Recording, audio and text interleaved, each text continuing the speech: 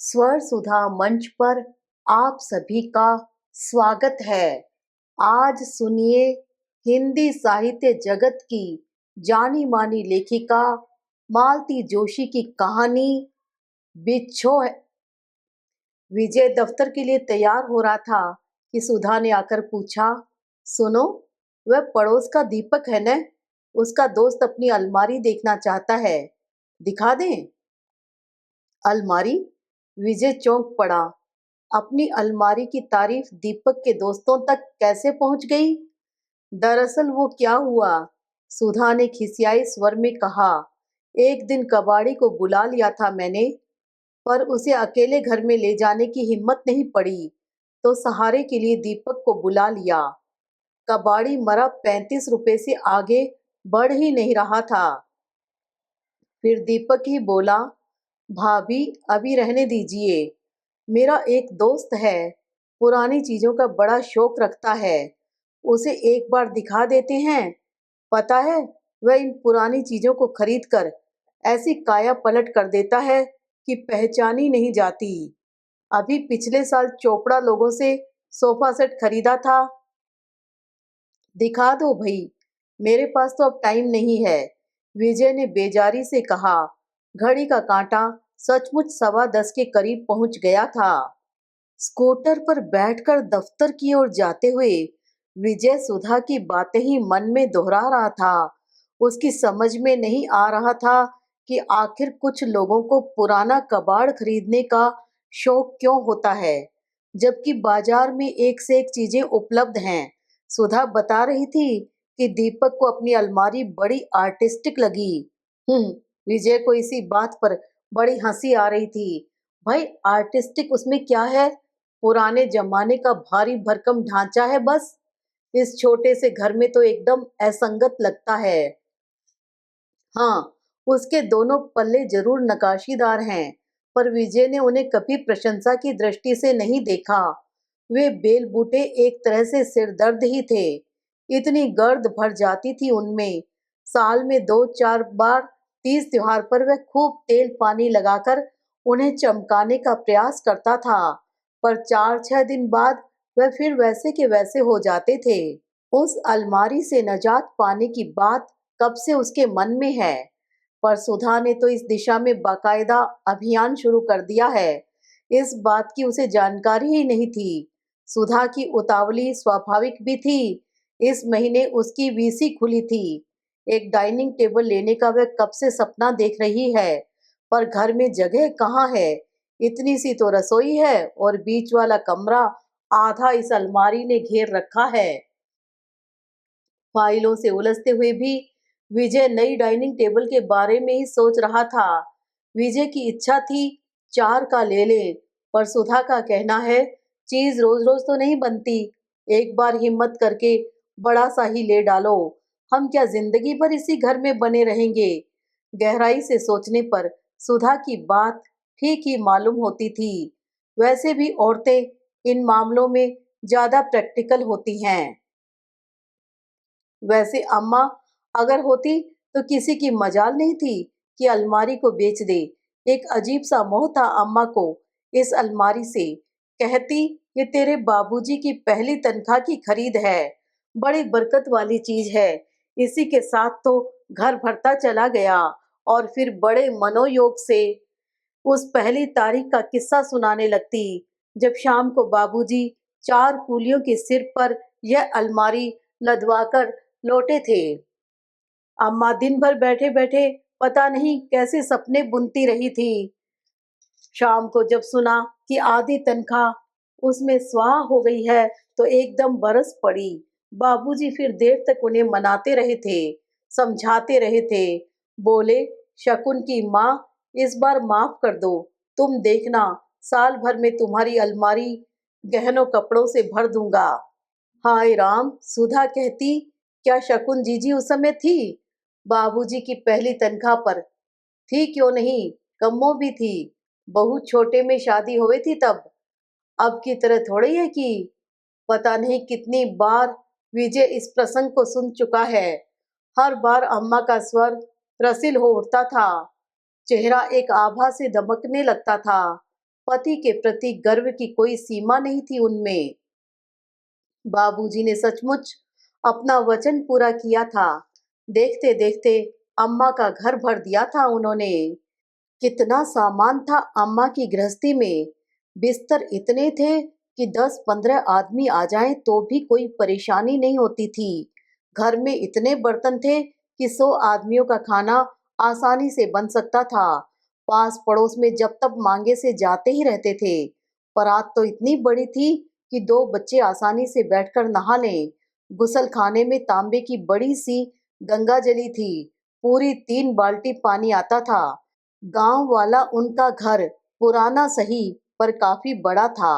वहां इतने सामान का अता पता भी नहीं चलता था, पर शहर के 3 कमरों के फ्लैट में तो उनकी उपयोगिता शून्य रह गई थी।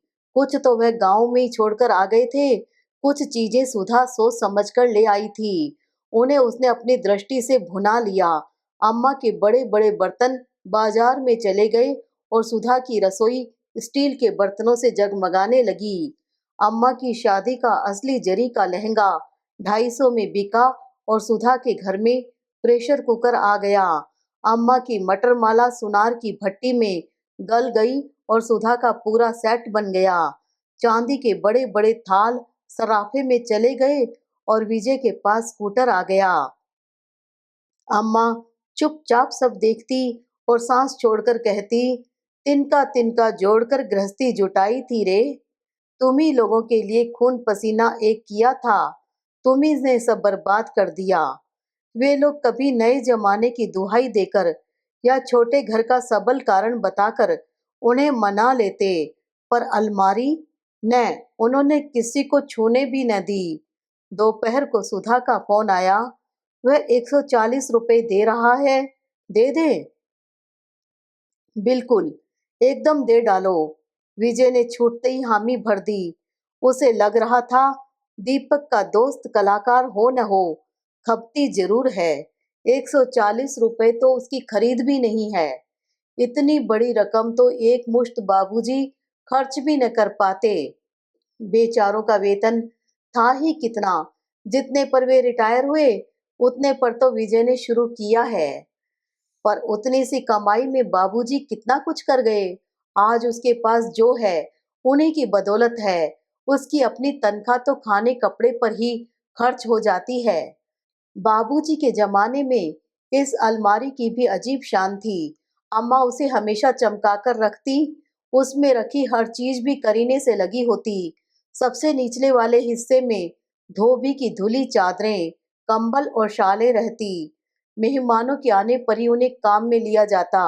उससे ऊपर वाले तल्ले में चीनी के कप प्लेटें, चम्मच, कांच के गिलास तथा फूलदार ट्रे रहती।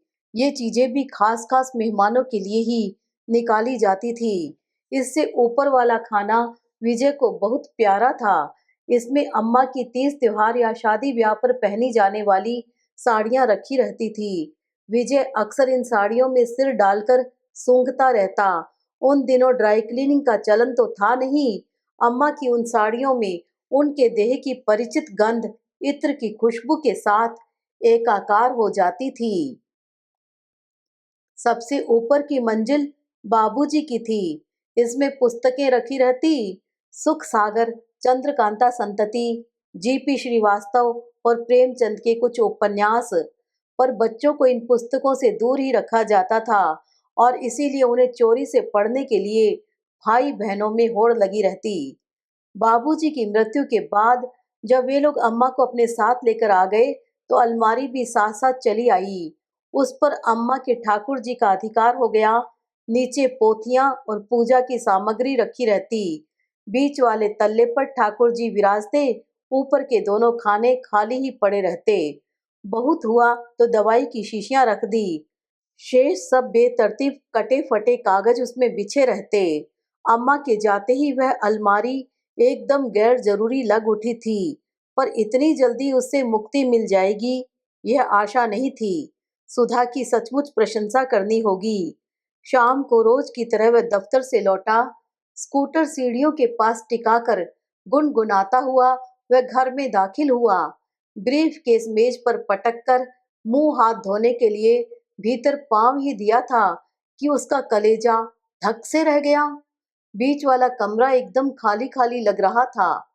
उस दिन अम्मा को चिता को सौंप कर वह लौट रहा था, तो मन में यही सोच रहा था कि अम्मा की खटिया के बिना अब बीच वाला कमरा कितना खाली खाली लगेगा। पर घर आकर देखा, वह कमरा ही क्यों, पूरा घर औरतों से ठसाठस भरा हुआ था। 10-12 दिन तक फिर आने जाने वालों का सिलसिला खत्म ही नहीं हुआ था। उसकी दोनों बहनें, चाचा चाची आदि लोग तो तेरही के बाद भी बने रहे थे। उन सब के बीच अम्मा की अनुपस्थिति का पता ही नहीं चला।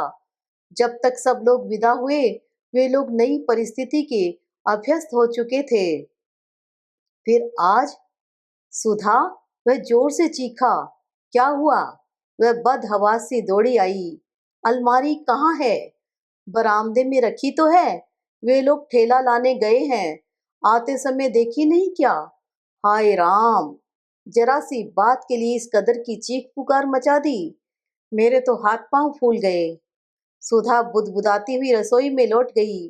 वह कुछ देर जड़ बना कमरे में खड़ा रहा, फिर तेजी से पलटकर बरामदे में आया। वहां एक कोने में वह अलमारी खड़ी थी, असहाय सी, अनादृत सी। उसके दोनों पल्ले खुले हुए थे और हवा में धीरे धीरे कांप रहे थे। उसे लगा जैसे अम्मा ही उसे अपने अंक में भर लेने को व्याकुल है। वह झिझकता सा पास आ खड़ा हुआ। फिर उसने बेतरतीब फैले हुए कटे फटे अखबारी कागजों पर अपना सिर रख दिया। स्मृतियों में बसी अम्मा की साड़ियों की परिचित गंध धीरे धीरे उसके नथुनों में भरने लगी और वह फफक कर रो पड़ा। अभी आप सब सुन रहे थे हिंदी साहित्य जगत की जानी मानी लेखिका मालती जोशी की कहानी बिच्छू है। आशा करती हूँ कहानी आपको अच्छी लगी होगी। कृपया चैनल को सब्सक्राइब करना न भूलिएगा।